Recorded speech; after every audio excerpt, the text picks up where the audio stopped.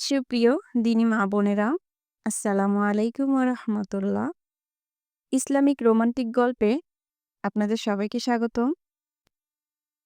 আজকে গল্পটির শেষ পর্ব।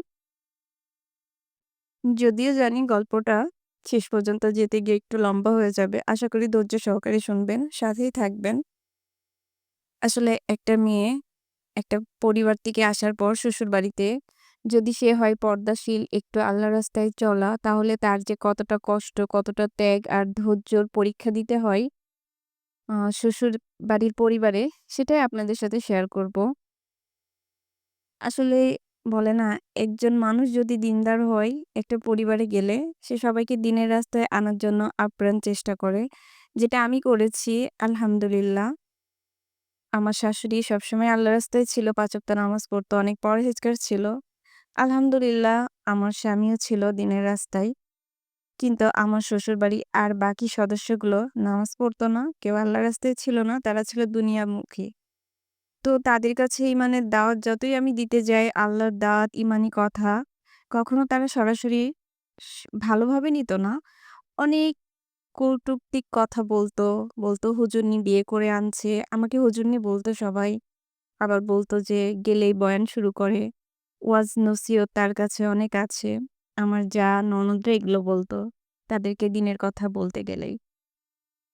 আমি প্রায় একদম হাতে গোনা ১০ বছর বোরখা পরে সমস্ত কাজ করেছি। উঠান ঝাড়ু দেয়া, থালা-বাসন মাজা, রান্না করা। অনেক সময় চাষাবাদ করলে সেই গম, ধানগুলো উঠানে বসে ঝেড়েছি বোরখা পরে।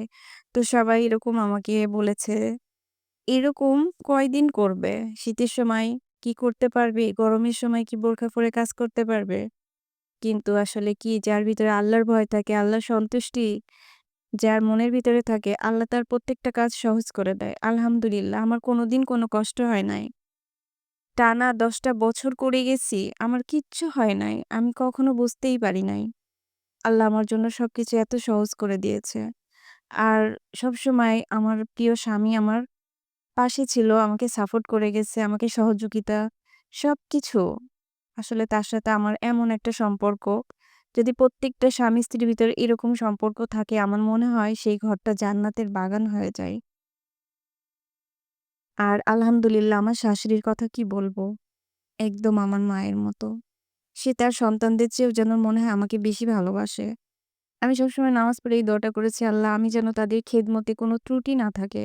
আমি আমার সর্বোচ্চ দিয়ে তাদেরকে খেদমত করার চেষ্টা করেছি। তো আমার অন্য যারা বলেছে, "দেখা যাক এই বউ কেমন খেদমত করতে পারে। এই করুক, আমাদের করার কি দরকার? এ আল্লাহকে দেখে ভয় করে, এই বেশি করবে।" কিন্তু আলহামদুলিল্লাহ আমার শাশুড়ি আমার দিকে ছিল, আমি সম্পূর্ণ কাজ করেছি। আমার শ্বশুর বিছানায় পড়ে থাকছে, আমি তার পোশাক পায়খানা সবকিছু নিজে পরিষ্কার করেছি। পটে ফেলে দিয়ে আসছি, ধুয়ে পরিষ্কার করছি, তার খাওয়ানো সবকিছু করেছি। আমার শ্বশুরও লাস্ট পর্যায়ে আমাকে অনেক ভালোবাসছে, অনেক দোয়া দিয়ে গেছে। তো এখন আমার শাশুড়ি তো আমাদের দিকেই থাকে। আর আমার স্বামী মাঝে, মাঝে ঢাকা থেকে প্রতি মাসে ছুটিতে আসতো। তো ওই সময় যখন আমার বিয়ে হয়ে গেল, তার পরপরই আল্লাহর কি মহিমা, ওই সময় সে চাকরিটা বেতনও বেড়ে গেল। আবার সে একটা পাশাপাশি একটা মানুষ বলল যে, "তোমার শ্রম আর আমার টাকা, আমার সাথে ব্যবসা করো শেয়ারে।" ওই ব্যবসাটার দিকে আল্লাহ দিলে আমাদেরকে, বলে না যে আল্লাহ যেখানে থাকে সেখানে রহমত বরকত যদি দিয়ে দেয়, সেটা কখনো কমতি হয় না, সেটা বাড়তেই থাকে। তো সবাই বলতে থাকে যে হ্যাঁ, এদের আগে কিছুই ছিল না। এমন এক দিনদার মেয়ে নিয়ে আসছে যার ওসিলায় অনেক কিছু হচ্ছে আস্তে, আস্তে। আলহামদুলিল্লাহ আমার স্বামী ওই কাজটা করার পরে আল্লাহ এত রহমত, এত বরকত দিছে, এত উন্নতি হয়েছে বলার বাইরে। বিশ্বাস হয়তো আপনারা করবেন কিনা জানি না। আমরা একটা কুঁড়ে ঘর থেকে আজকে একটা দোতলা ফ্ল্যাট করছি। একটা কারখানা দিয়েছি যেখানে শত মানুষ কাজ করে। সেখানে ১,০০০ এর উপরে মানুষ কাজ করে। আমার ননদদেরকেও আমরা যথাসাধ্য যতটুকু পারার দিয়েছি, বাড়ি করে দিয়েছি, জায়ের ছেলেদের কাজ দিয়েছি। আর আমাদের কাছে যারাই আসে যে সাহায্য বলে, আমরা কখনো ফেরাই না। যে আল্লাহ দিয়েছে, আল্লাহর মাল আল্লাহর রাস্তায় অবশ্যই খরচ করা লাগবে। আর জীবনে ২ টা জিনিস কখনো করিনি। কারোর কোনোদিন গীবত আর হিংসা, এই ২ টা জিনিস আমি আমার জীবনে কখনো করিনি। সবাই একটা কথাই বলেছে যে আসলেই ওই বউটার দিলটা অনেক পরিষ্কার। এখন আল্লাহ দিলে আমার ননদ, আমার যারা সবাই আমার কাছে আসে। সবাই আল্লাহর কথা শোনে, ৫ ওয়াক্ত নামাজ পড়ে। তো আসলে একটা কথা কি জানেন? যদি পরিবারে ১০ টা মানুষ দুনিয়াদার হয়, একটা দিনদার হয়, তো ওই ১০ টা মানুষকে দিনের রাস্তায় আনা একটু সহজ না। আবার যদি ১০ টা দিনদার থাকে, একটা দুনিয়াবি মানুষ থাকলে তাকে নিয়ে আসা খুব সহজ। কিন্তু আমি ওই সংসারে তাদেরকে দিনের রাস্তায় আনার জন্য আমি সর্বোচ্চ চেষ্টা করে গিয়েছি। আর আল্লাহর কাছে সবসময় প্রতিনিয়ত দোয়া করেছি তাদের জন্য। যে আল্লাহ যেন তারা দিনের রাস্তায় আসে। তাদেরকে হেদায়েতের বুঝ দান করো। তো আল্লাহ কবুল করেছে। সবাই হয়তো আমার মতো পর্দা করে না। কিন্তু তারা ৫ ওয়াক্ত নামাজ পড়ে। তারপরে যতটুকু সাধ্য ভালো কাজ করার চেষ্টা করে। আলহামদুলিল্লাহ এখন সেই পরিবারটা গ্রামের মধ্যে এমন একটা পরিবার হয়েছে জানেন? মানে ওই গ্রামটার মধ্যে অন্তত এক নামে সবাই চিনে যে ওই পরিবারের এমন একটা মেয়ে আসছে যে কারণে পুরো পরিবারটা বদলে গেছে। এতটুকু মানে ওই গ্রামটার নাম ফুটেছে। হয়তো আপনাদের কাছে মনে হচ্ছে যে আমি এটা নিজের প্রশংসা করছি সেটা না।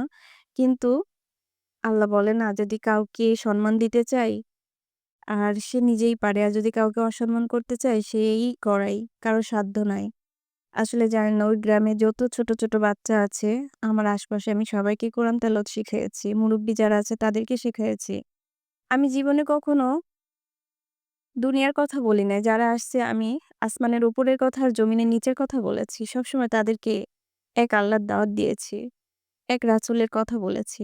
এটাই ছিল আমার ১ম কথা। এইজন্য সবাই আমাকে অনেক ভালোবাসে। হয়তো বিশ্বাস করতে আপনাদের কাছে কষ্ট হচ্ছে। হয়তো মনে হচ্ছে আমার কাছে এটা বানোয়াট একটা গল্প। আসলে তা না। এটা একদম মানে কি বলবো? আল্লাহ সাক্ষী। যা বলতেছি এক বিন্দু মিথ্যা না। হয়তো আমার বলাটাও মনে হয় কম হয়ে যাবে।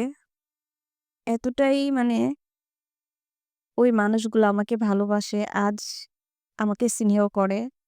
একমাত্র এই আল্লাহকে ভালোবাসার কারণে, আল্লাহর রাস্তায় থাকার কারণে আমার কাছে সমস্ত বিপদগুলো পানি হয়ে গেছে জানেন? আমার কাছে কোনো কিছু মনে হয় নাই। এখন শুধু মনে হয় যে আমার শাশুড়ি আছে আল্লাহ আমি যেন তার খিদমত করতে পারি। যেন খিদমতে ত্রুটি না হয়। এখন আমার স্বামী দেশেই থাকে, এখানে ব্যবসা-বাণিজ্য করে। মাঝে, মাঝে ঢাকাতেও ব্যবসা আছে। তো আমার ২ টা ছেলে হয়েছে আলহামদুলিল্লাহ।